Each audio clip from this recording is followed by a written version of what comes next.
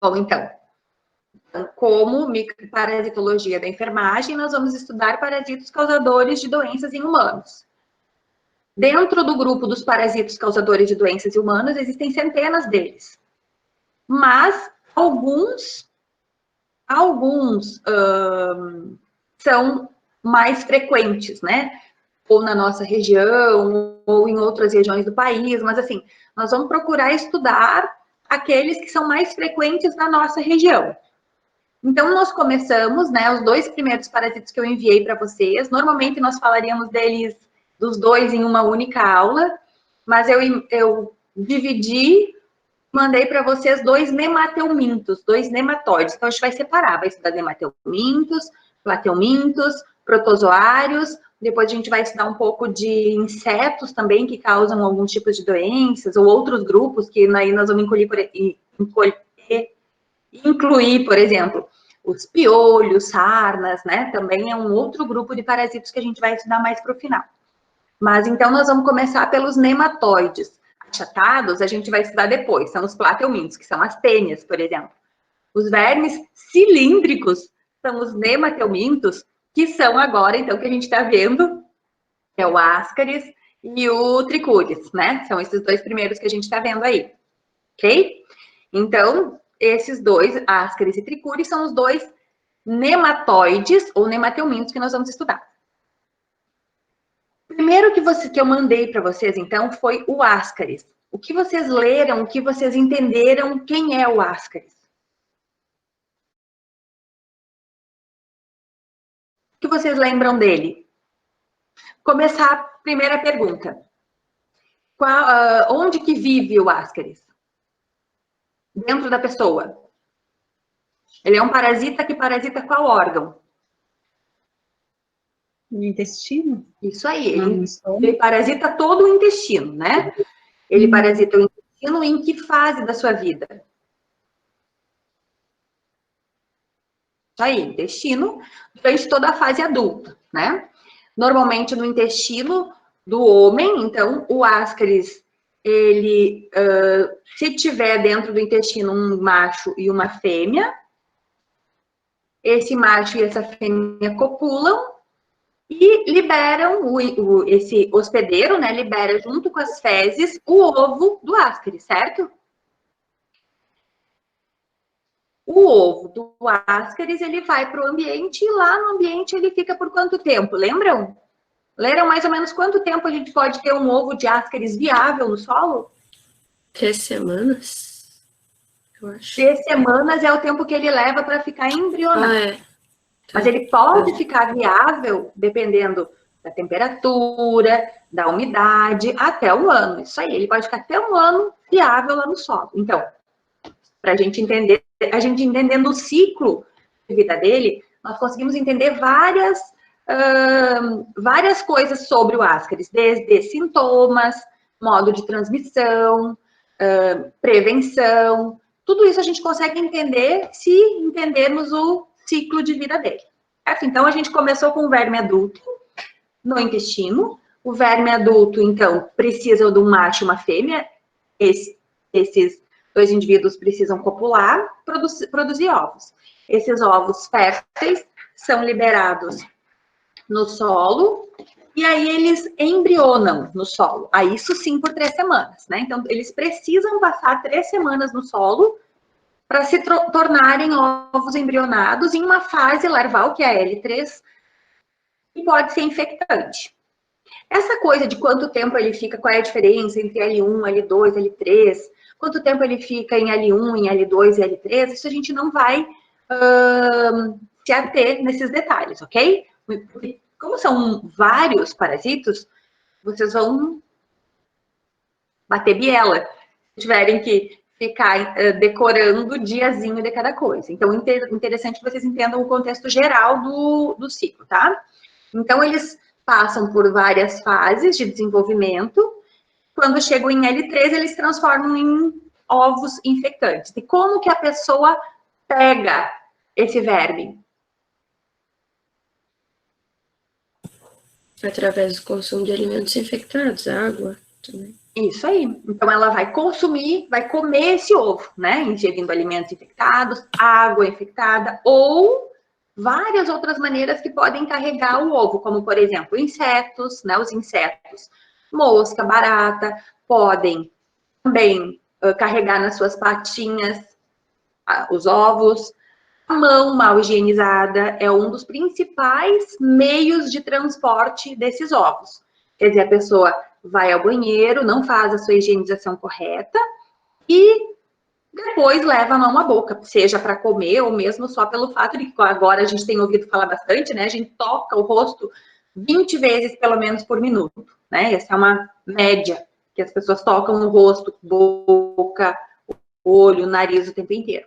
Então a gente carrega com a mão também. Normalmente o ambiente infectante ele é o que a gente chama de peridomicílio, né?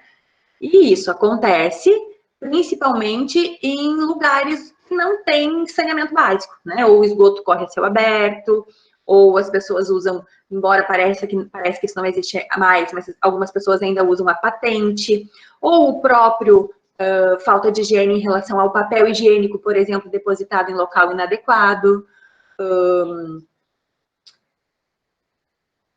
Nas creches também, forma de contaminação é muito fácil pelas crianças levarem a mão da boca com ainda mais frequência, por isso as crianças são mais acometidas, né? Mas também durante o processo de troca de fralda, por exemplo, também é muito fácil que as próprias trabalhadoras se contaminem. Então, assim, toda a forma de que as mãos possam tocar em um ambiente contaminado, e o ambiente contaminado vai ser normalmente por fezes, né? É uma forma de contaminação do indivíduo. Tem também a questão do vento, né? Quer dizer, o vento também carrega, ele revolve partículas de solo, do solo, e carregam isso para o alimento, né? Ou para dentro de casa, enfim. Então, tem várias formas de se contaminar. Mas os alimentos, eles realmente são a forma mais comum.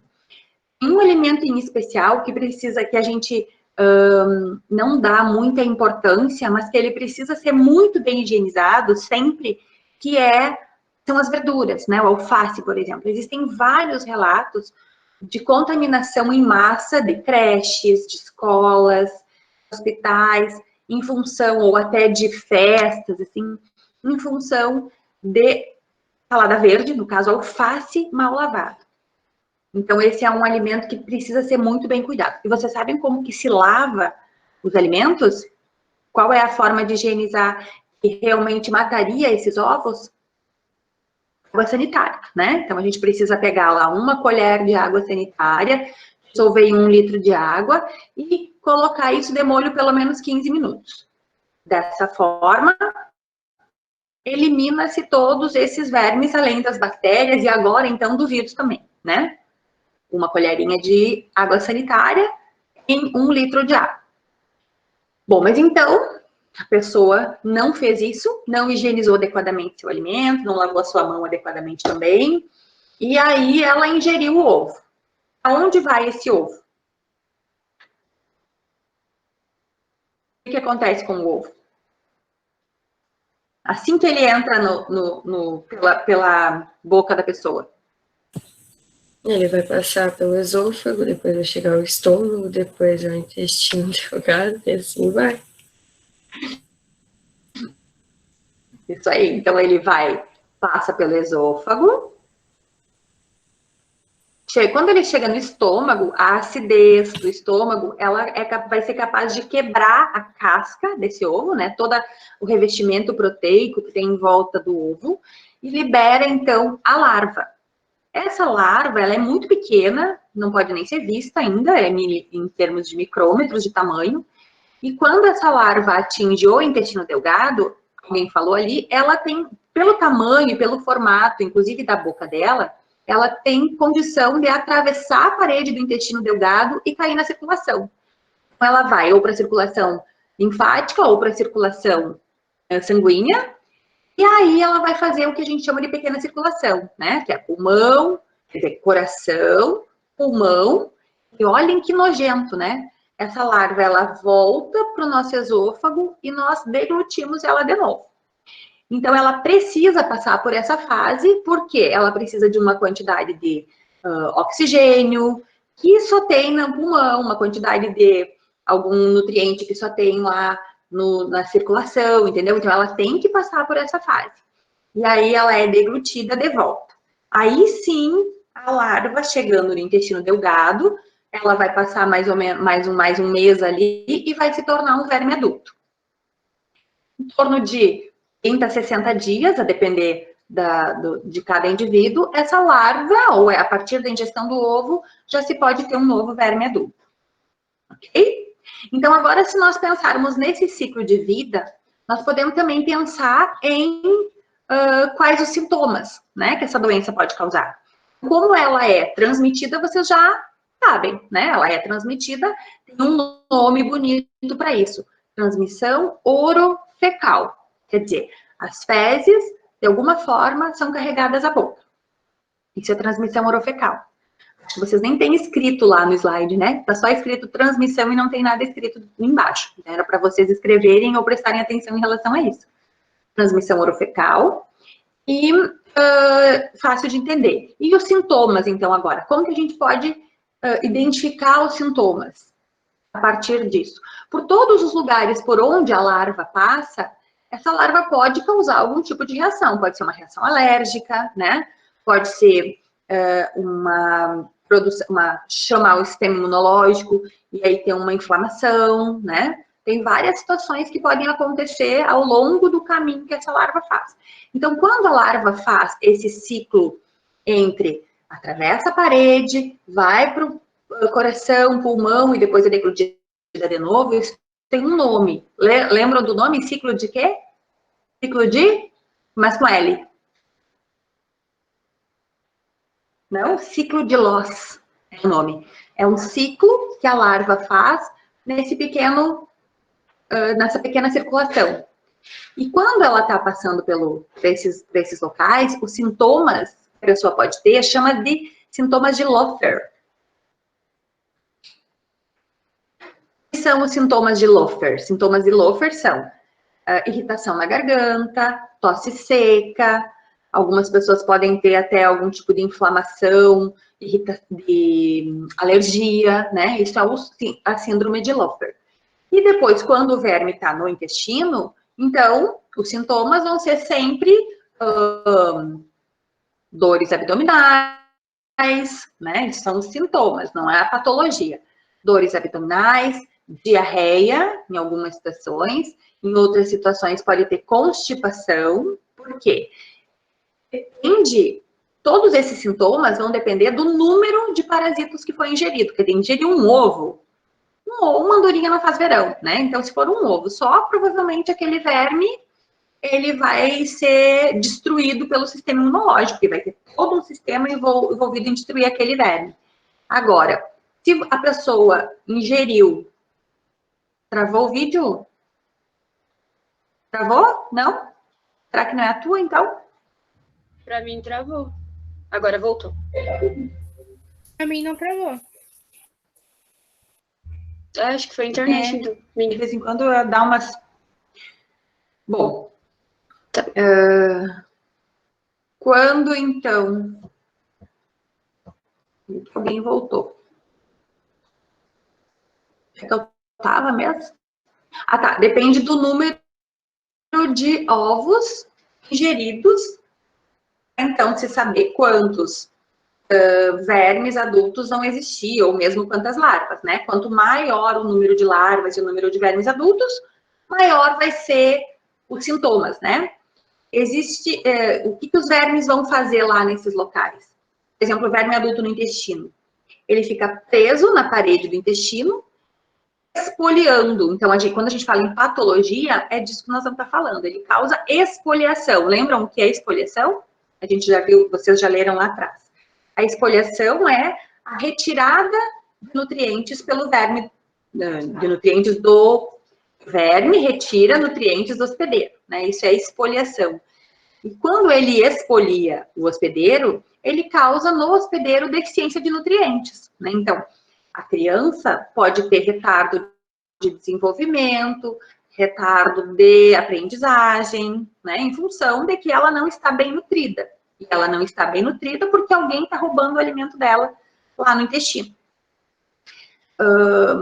Outra coisa que pode acontecer, que é a diarreia, ela pode acontecer em função da irritação da parede intestinal. Então, a depender da quantidade de parasito que tem ali, a parede intestinal pode ficar irritada, né? E aí essa irritação provoca uma descamação dessa parede que resulta numa diarreia.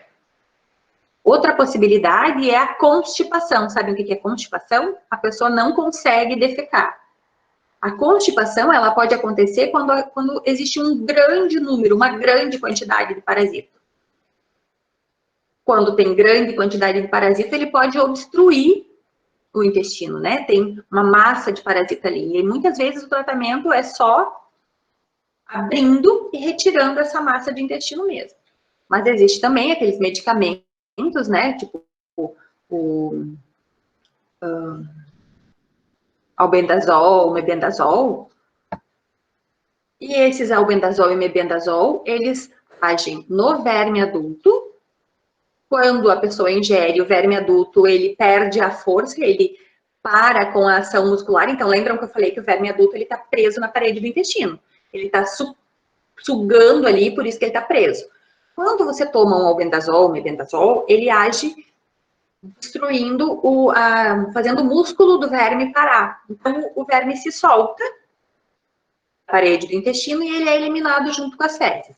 Mas esses medicamentos só funcionam com verme adulto. O verme nas fases larvais, não. Então, assim, agora eu vou fazer mais uma pergunta.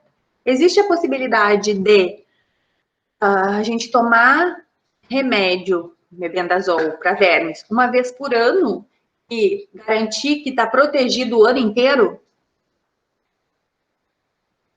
Sim. Não. Não, né? Porque eu posso tomar o remédio hoje, mas amanhã comer um ovo e azar, né?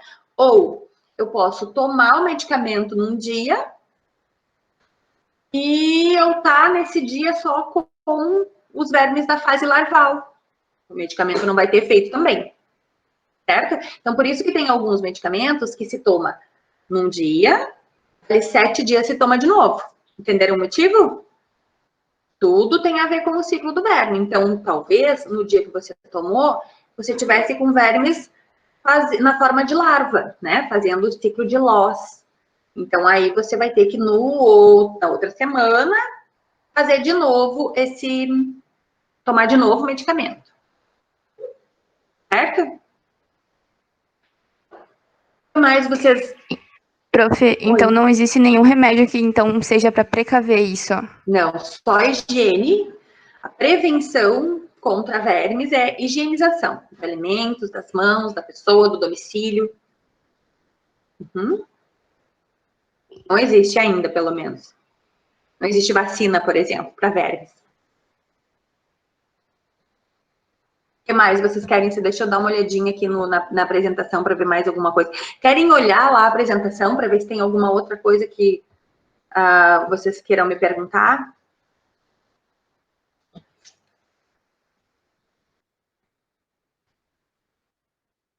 Não sumam todos daí, porque senão eu não vou enxergar vocês.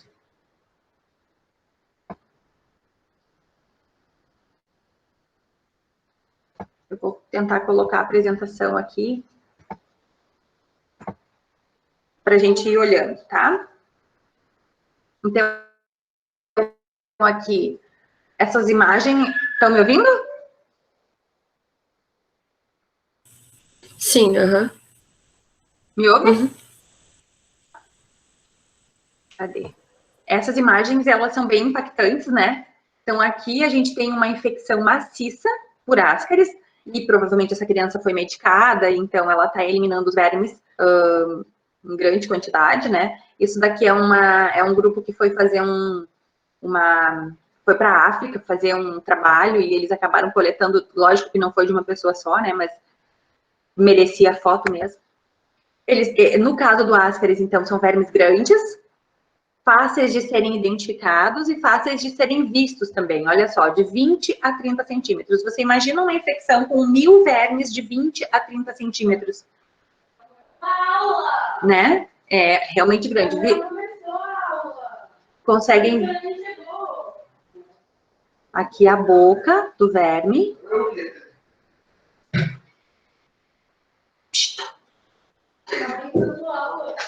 Espera um pouquinho aqui que deu um problema aqui de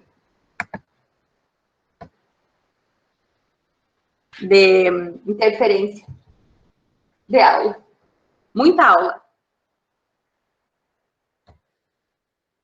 Ok, voltando aqui então. O que normalmente eu mostro para vocês, ou quase sempre eu vou mostrar para vocês a forma ou a morfologia do ovo. Quando a gente, qual é a forma que se identifica uma parasitose? Vocês já lembram disso? Já leram ou já viram alguém pedir exame para vermes?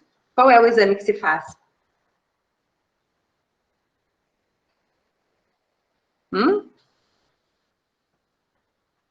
Não? Nunca fizeram EPF? Exame parasitológico de fezes, aquele que você faz cocô no potinho? É esse o exame que se faz para identificar os vermes. E quando as fezes vão para o laboratório, elas são processadas no laboratório, de modo que depois se colete e se enxergue numa lâmina, um microscópio, esses ovos aqui. Então, a gente identifica e diz, você está parasitado por Ascaris lumbricoides, o fulano está parasitado por tripuris, pelo formato do ovo. Por isso que a gente sempre vai falar aqui. Então, as formas do verme que são vistas vai ser o verme adulto, fáceis de se enxergar, né? Ou a pessoa vê o verme adulto, ou no laboratório se vê o ovo fértil. O ciclo, alguma dúvida em relação ao ciclo? Ok? Eu não enxergo vocês aí porque eu tô lá no outro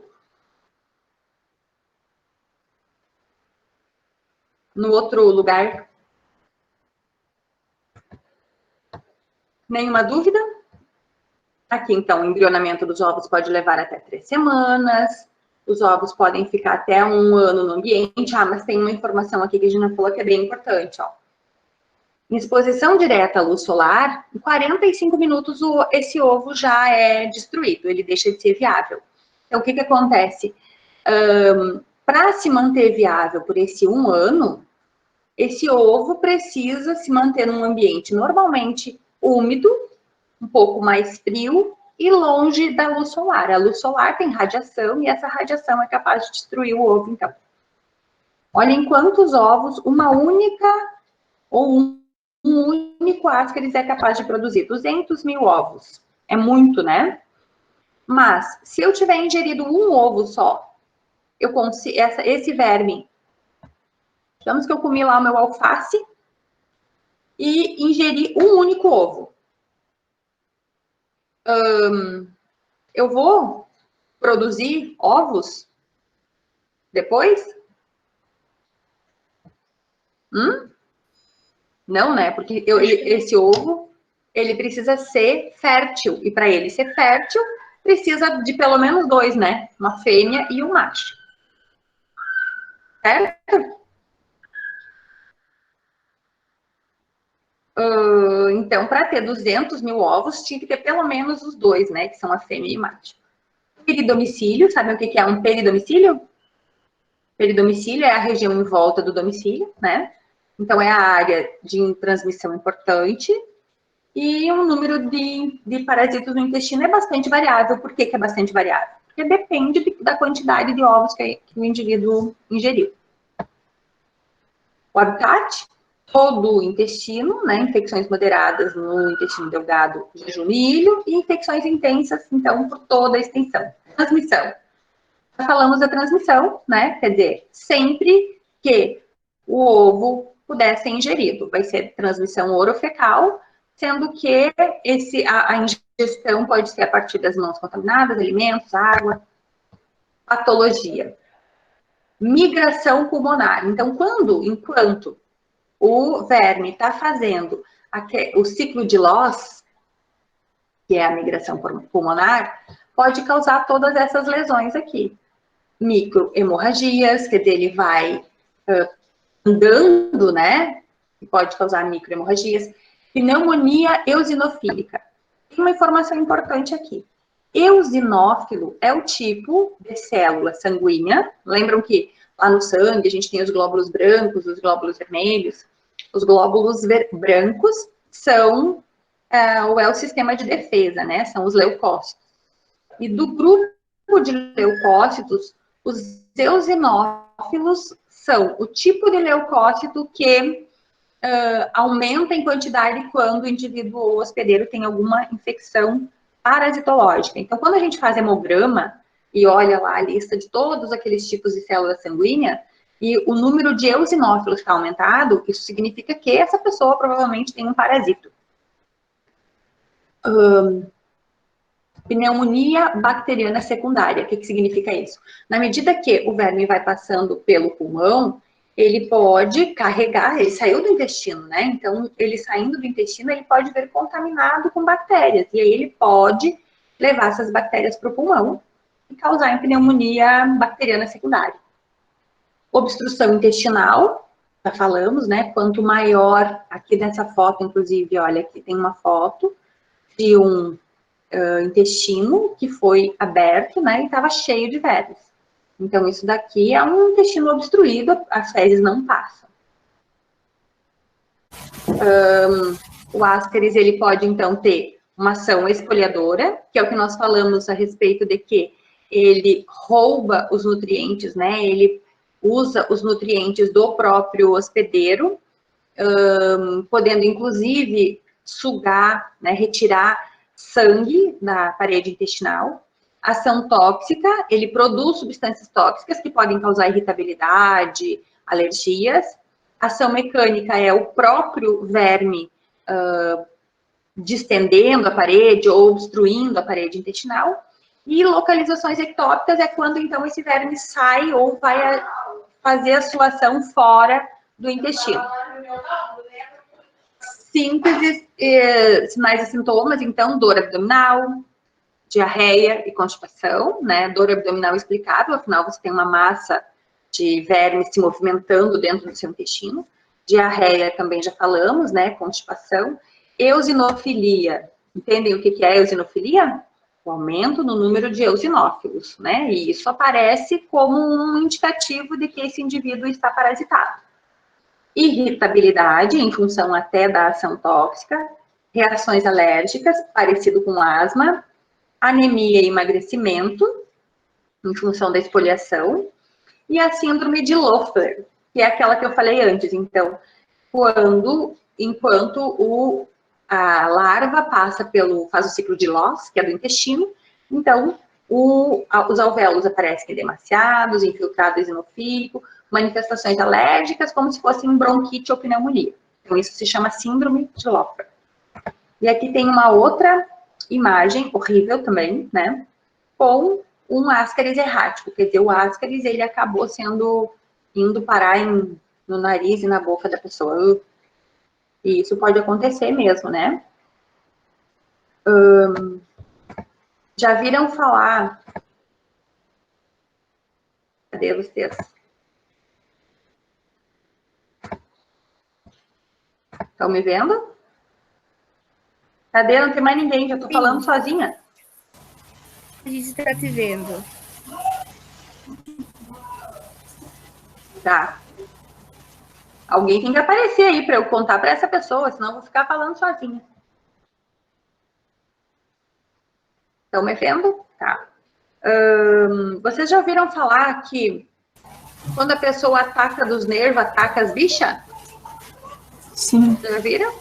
Isso é bem comum, né? A gente ouve falar, não, tem que dar o que a criança quer, porque senão ataca as bichas, né? Isso é Vocês acham que isso faz sentido ou não?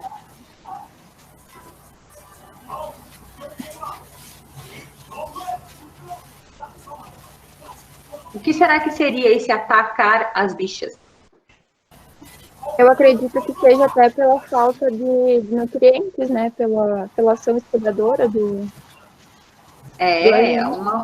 É uma coisa que acontece, mas tem mais uma coisa que é... Pensem aqui comigo, quando vocês ficam nervosos, aonde que vocês primeiro sentem o nervosismo? Já ouviram falar que o nosso intestino é o nosso segundo cérebro? Sim. Isso aí, na barriga, é o tal do frio na barriga, tem gente que tem diarreia, né? Tem gente que tem náusea, tem gente que tem borboletas no estômago, né? Tem várias formas da pessoa relatar o nervosismo, mas normalmente é o frio na barriga, tem a ver, ou algumas pessoas comem demais, outras não comem. Normalmente ela tem alguma influência no sistema digestivo. Então, quando alguém fica nervoso, que é o tal do atacar as bichas, né? Não deixa a criança nervosa. Quando alguém fica nervoso, principalmente criança, em função de que criança tem uma possibilidade maior de ser parasitada, se ele tiver uma infecção maciça de ascaris, esse ascaris pode realmente o intestino ser comprimido e ser devolvido pela boca. Se a quantidade for muito grande, a criança pode se asfixiar. Hoje, isso não é muito frequente, porque as crianças são tratadas com mais frequência. Mas antigamente isso era muito comum, crianças morrerem asfixiadas pela presença de vermes no trato respiratório. Era bem comum. Hoje já não é mais tanto, mas ainda existe, né? Situações em que acontece isso. Querem falar alguma coisa? Eu tenho uma pergunta. Eu sei que pode não ter nada a ver, mas é uma questão das pessoas mais idosas, todas elas falam que tem um período certo para tomar o remédio para vermes. Isso tem alguma ligação? É verídico? Não é verídico? Cientificamente, não existe nenhuma comprovação de que não possa tomar remédio para vermes aminguante, é isso, né? Essa é a... É isso aí. Não existe nenhuma comprovação disso. A princípio é uma lenda urbana, né? Assim como cortar o cabelo. Mas também a gente sabe que as luas interferem, por exemplo, nas marés, né? Vai saber se não interfere também, mas a princípio não. Cientificamente falando, não tem nada comprovado disso. E os benzimentos? Alguém conhece algum benzimento para vermes?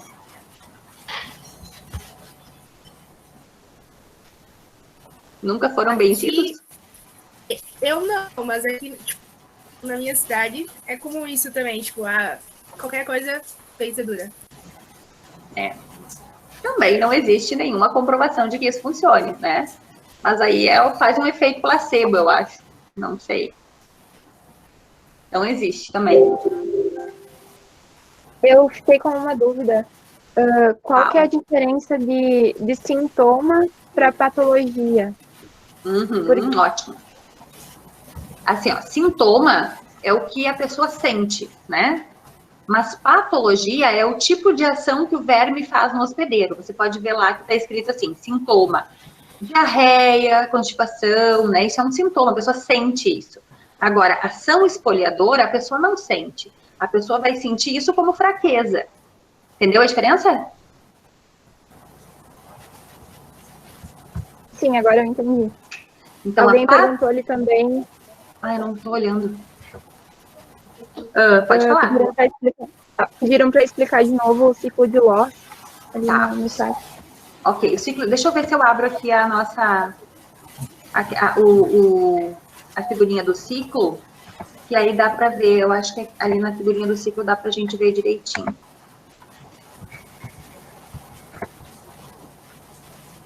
Aqui, ó. Aqui tem o ciclo.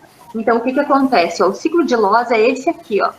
Estão vendo onde eu estou passando o mouse? Conseguem enxergar? Sim. Hã? Sim. Sim. Então, aqui, olha, tem o intestino aqui. Então, a larva sairia do intestino, passa para o fígado, passa para o coração e aí para o pulmão, né? Então, esse ciclo é chamado de ciclo de Loss.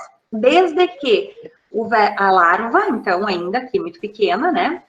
Passa do intestino até o pulmão.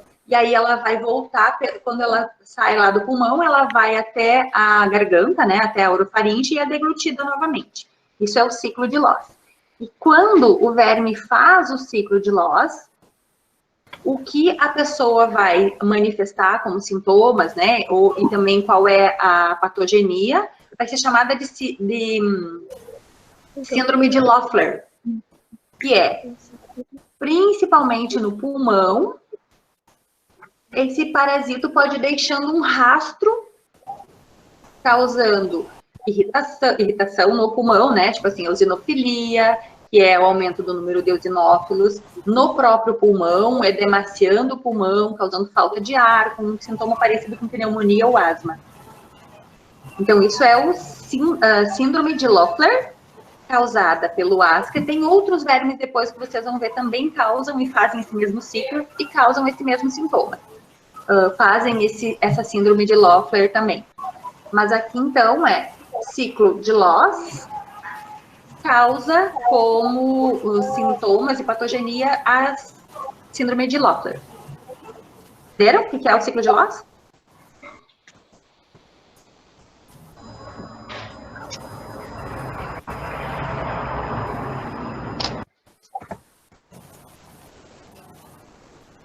Ok? Mais alguma dúvida em relação ao Ascaris?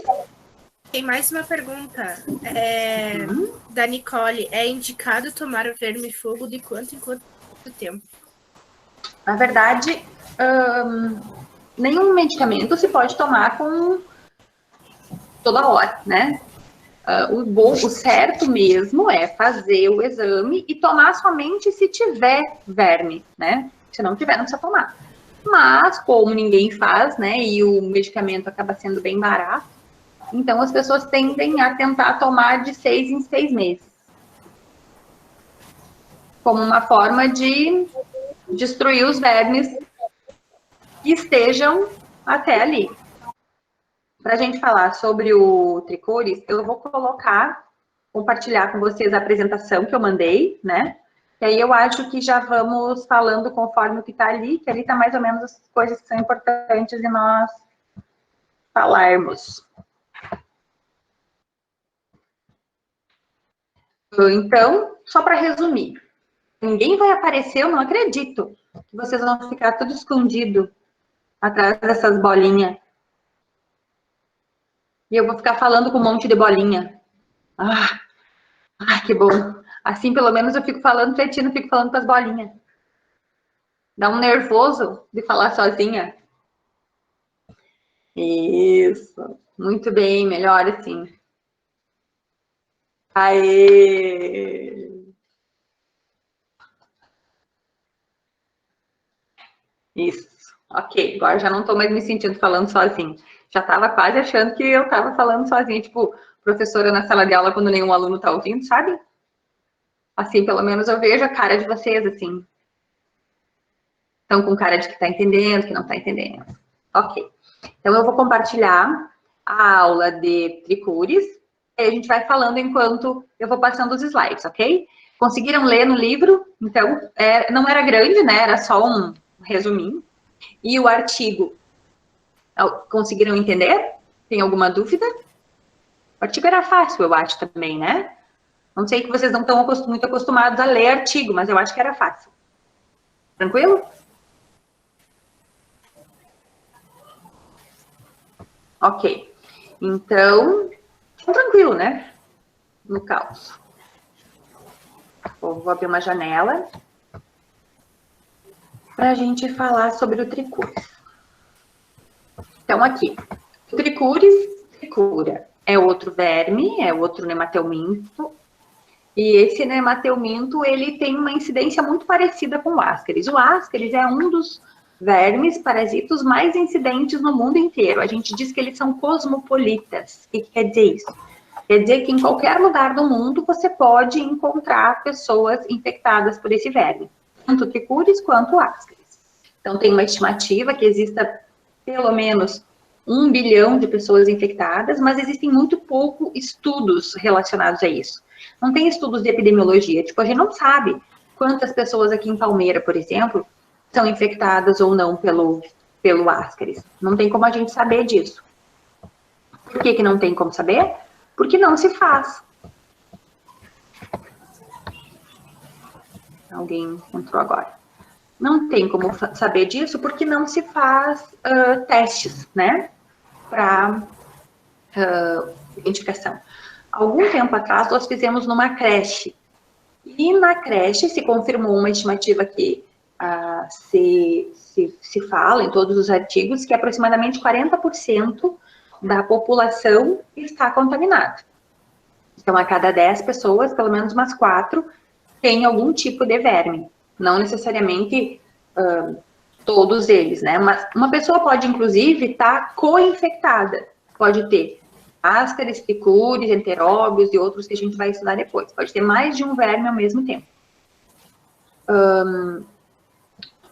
Comumente, o Trichuris é chamado de verme chicote. Então, ele pode ser chamado de verme chicote porque ele tem esse formato aí, ele parece um chicote na ponta, né? Tem uma ponta bastante fina e Trichuris de trique, que é cabelo, né? E é também o nome dele. Aqui tem a morfologia, então o macho sempre é menor que a fêmea. A boca é nessa ponta mais fina e na parte posterior, então, vai estar os órgãos genitais, que é essa parte mais larga. A boca desse verme é tão fina porque ela fica enterrada na parede do intestino. Como ela é fina, ela entra e penetra lá dentro, e aí fica espoliando, né? Fica sugando os nutrientes a partir da boca que está lá na pontinha. Aqui tem a fêmea, que então que é maior, mas também com a mesma morfologia, bem fininha na ponta. São pequenos, né? Perto do outro que tinha 20 centímetros de tamanho, esse aqui tem de 3 a 4.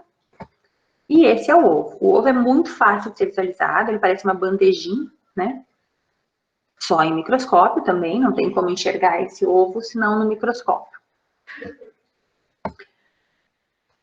Onde habita esse parasita, ele habita o intestino grosso.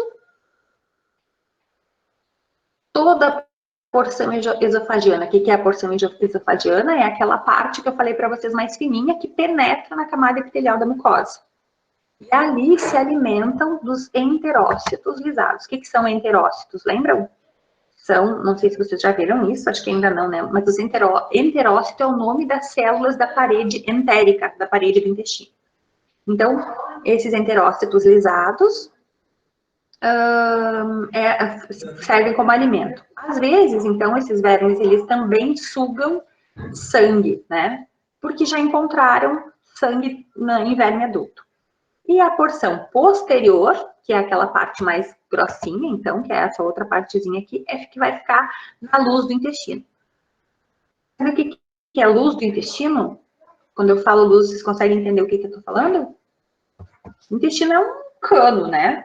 Então, o centro desse cano, o meio dele, a gente chama de luz do intestino, é por onde passa o bolo fecal.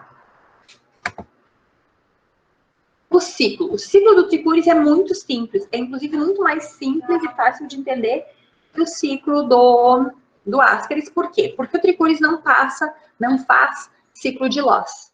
Então, o ciclo é muito simples porque o hospedeiro ingere o ovo embrionado, né? Esse ovo embrionado, ele vai até o intestino. No intestino, ele se transforma, quer dizer, passa pelo estômago, né? Eclode, então libera a larva. E lá no intestino, se transforma em verme adulto. O verme adulto copula e é eliminado novamente através das fezes, o ovo no solo, ou enfim, no ambiente, né? Então, quanto tempo leva entre a pessoa ingerir o ovo e o ovo ser eliminado novamente pelas fezes? Em torno de 60 a 90 dias.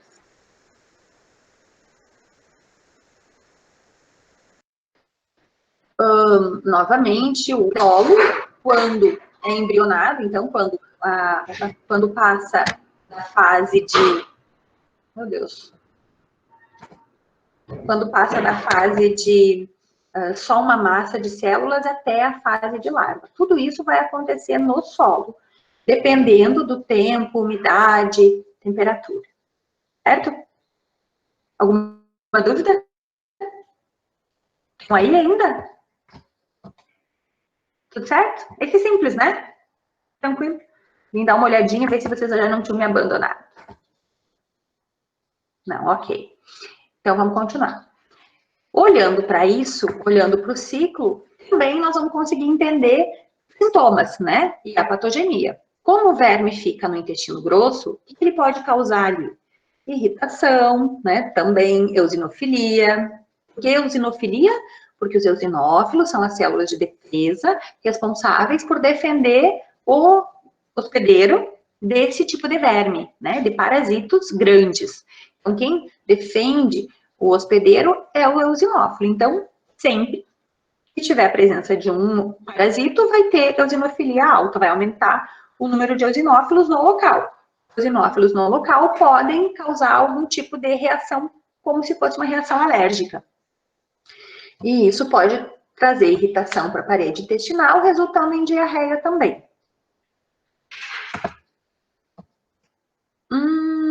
Aqui vamos ver que fêmeas e machos habitam o intestino grosso, se reproduzem forçadamente e os ovos são eliminados para o meio externo com as fezes. Ok, né? A fêmea fecundada elimina de 3.000 a 20.000 ovos por dia. Pensem.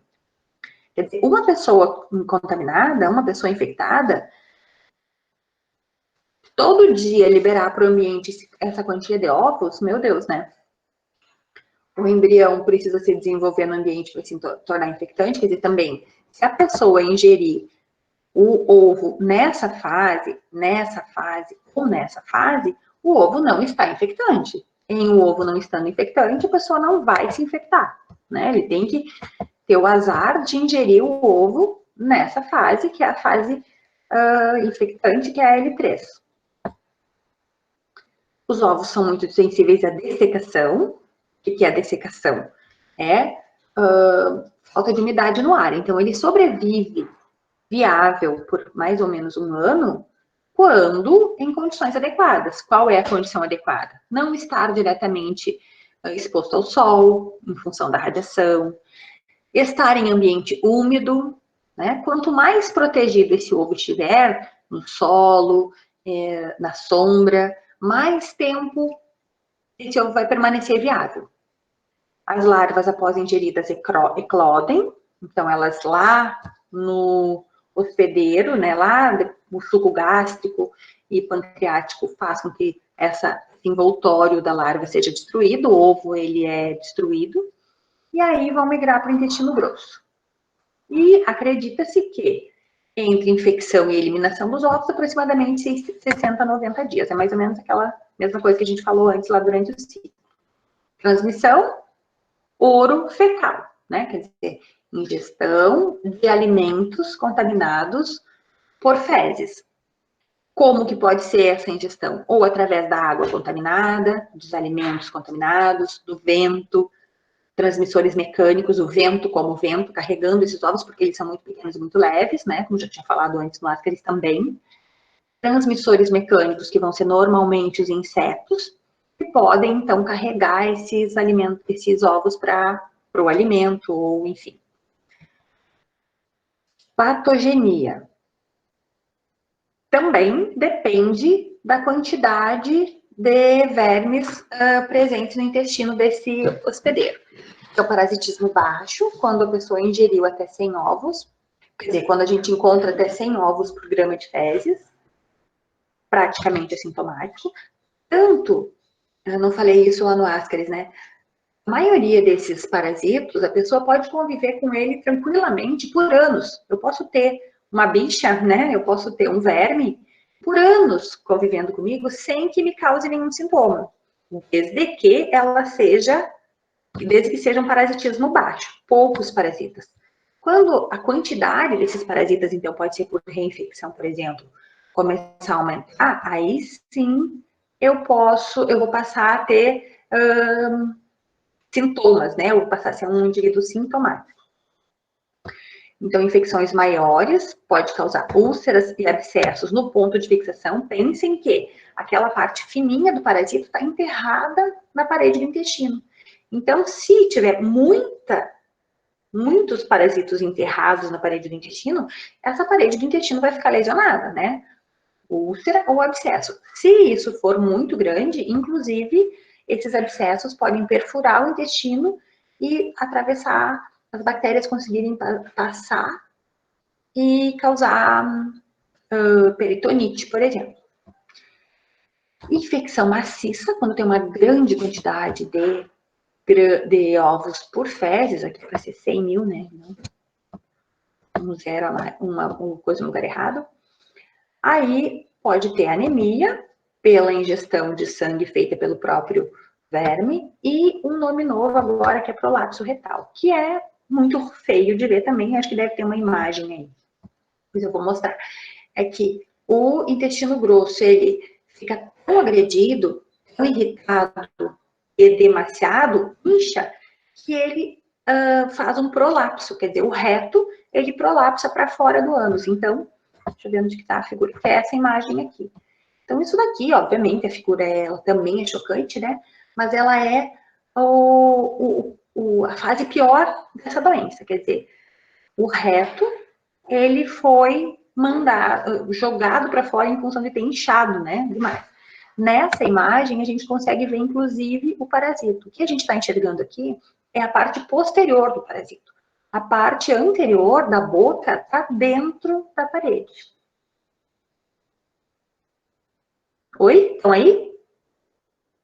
Me abandonaram já? Estamos aí. Ah, tá bom. Eu não enxergo vocês agora. Ok, então isso é a patogenia, né? Inflamação da mucosa intestinal, aumento do peristaltismo. Lembram, sabem o que é peristaltismo? Peristaltismo é um movimento que o intestino faz que leva à defecação, né? No caso aqui, quanto mais aumentado o peristaltismo, maior é o número de evacuações diárias. Então, culmina com diarreia, devido às toxinas liberadas pelo parasita, eosinofilia, né? De novo, o número de eosinófilos aumentado, e alteração da permeabilidade celular na mucosa do intestino. Então, começa a aumentar a permeabilidade, a água pode migrar do sistema linfático para o intestino, causando, então, uma série de diarreia, né? E também desidratação. Agora, quais são os sintomas então, que a pessoa sente em decorrência dessa patogenia?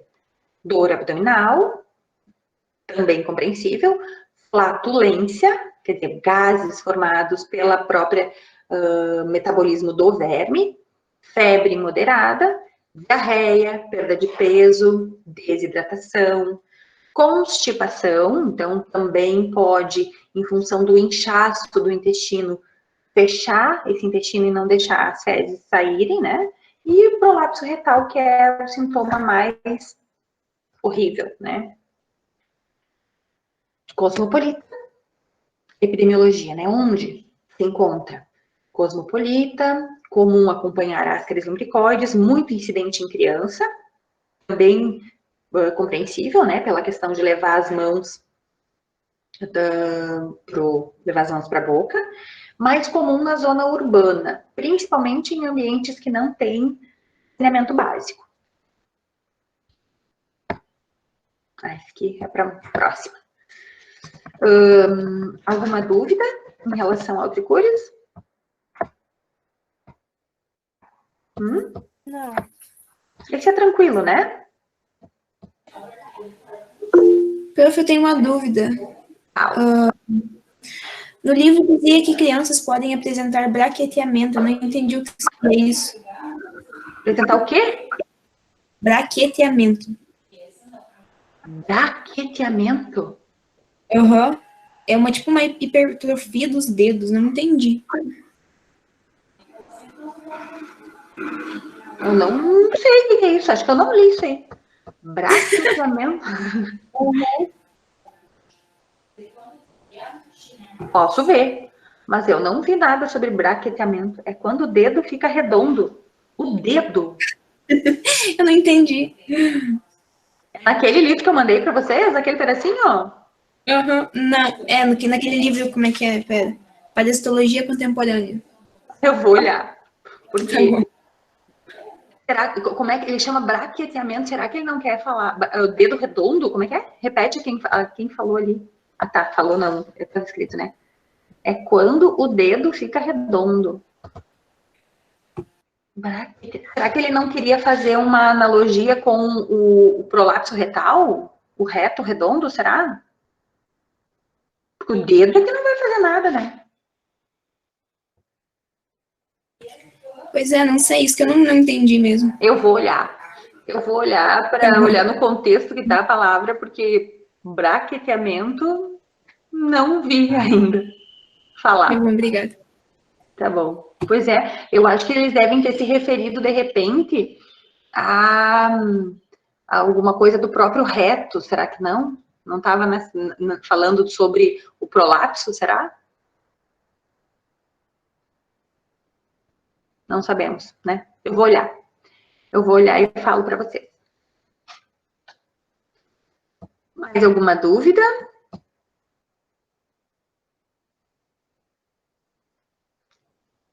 Tranquilo? Pessoal que não quis aparecer na próxima aula, por favor. Por favor. Abram os rostinhos. Tá? Então, vamos combinar o seguinte. Hoje eu vou mandar outra aula para vocês, tá? Vocês leiam ela antes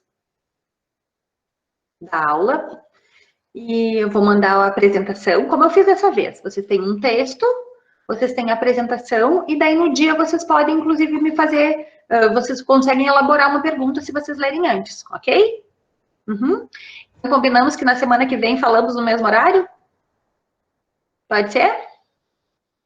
Então tá. Qualquer coisa que nos impeça, eu volto a falar com vocês. Eu já falei que a gente está fazendo os testes de manhã, né? Então, assim, hoje nós não vamos fazer teste, vamos fazer amanhã. Então, assim, hoje eu tô liberada.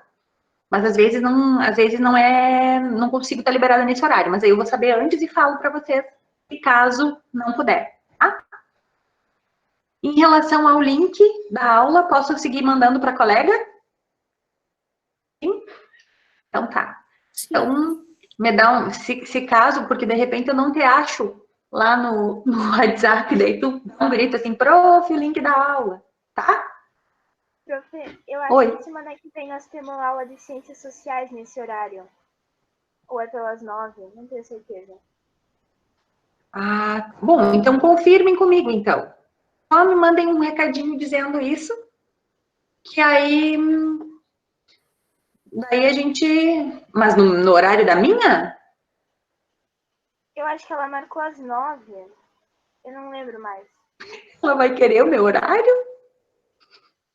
Não, eu acho que tudo bem, porque na verdade a gente não tá muito em horário, né? Mas ok. Só me avisem então, que aí a gente, de repente, alterna com elas. Oi. A Júlia mandou uma mensagem lá no chat. Ai, eu tô com o chat fechado, porque eu quero olhar para vocês. Qual será? A aula começa às 9, podemos... Ah, sim, também. Vocês é que sabem. Pode pedir para ela começar. Referente ao braqueteamento, ali.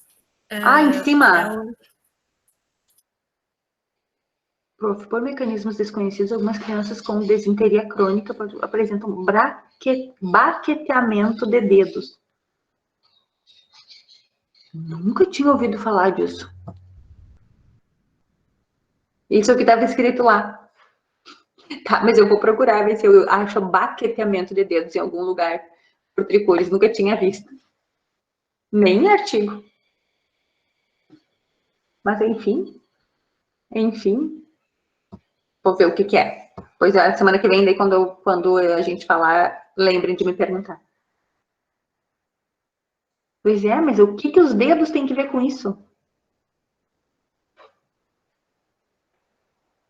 Os dedos?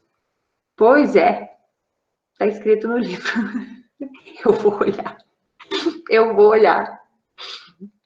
porque eu vi que esse livro ele tem um textinho desse tamanho sobre o Tricúris, né? O bom mesmo, o livro que eu gostaria que vocês lessem é o Neves, mas eu não achei na biblioteca online. Na biblioteca normal, se a gente tivesse em aula normal, eu daria esse para vocês, mas eu não achei ele na biblioteca online. Então, esse livro eu não conheço direito, assim, que foi a única alternativa. E se eu desse o outro, tem um outro, vocês podem ler no outro também, quando tiverem alguma dúvida, que é o Rei. Coloquem lá parasitologia. Em parasitologia para veterinária tem vários, né? Mas para parasitologia humana só tem o Rei. Eu acho que nem é humana que ele fala, é só parasitologia. Mas esse aí eu realmente não conhecia. E esse termo piorou ainda. Baqueteamento de dedos por Tricúris. Mas eu vou procurar ver se acha alguma coisa. Se eu não achar, não sei o que aconteceu com esse autor. Ok? Então vamos combinados assim. Eu vou enviar para vocês o material, para vocês lerem antes. Leiam nesse livro, na falta de outros. Aparecer mais um baqueteamento de dedos, a gente vai ter que descobrir antes o que é. E aí, combinem com a outra professora. Então, se ela começar às 8, eu começo às 10. A gente fala às 10, ou se não, de repente, um pouquinho mais tarde também, porque não vamos demorar muito tempo, né? Mas, enfim, combinem lá com ela, e aí depois só me mandem um recadinho. Ok? Tenham um bom dia, uma boa semana. Descansem, aproveitem e descansem, que agora vai ficar friozinho. Faça um fogo para ficar quentinhos.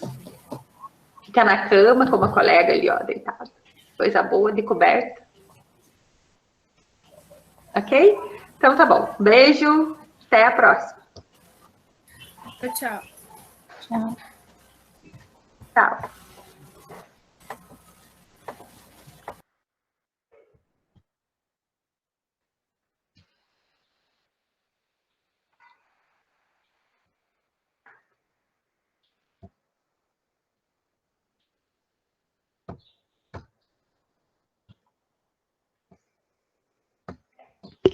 Profe, Oi? aí tu manda a aula pra nós que tu gravou, né? Ah, sim, eu vou olhar isso agora, como faz. Aham. Tá bom, obrigada. Só se eu não descobrir o jeito, mas eu vou tentar achar o jeito. Tá bom. É.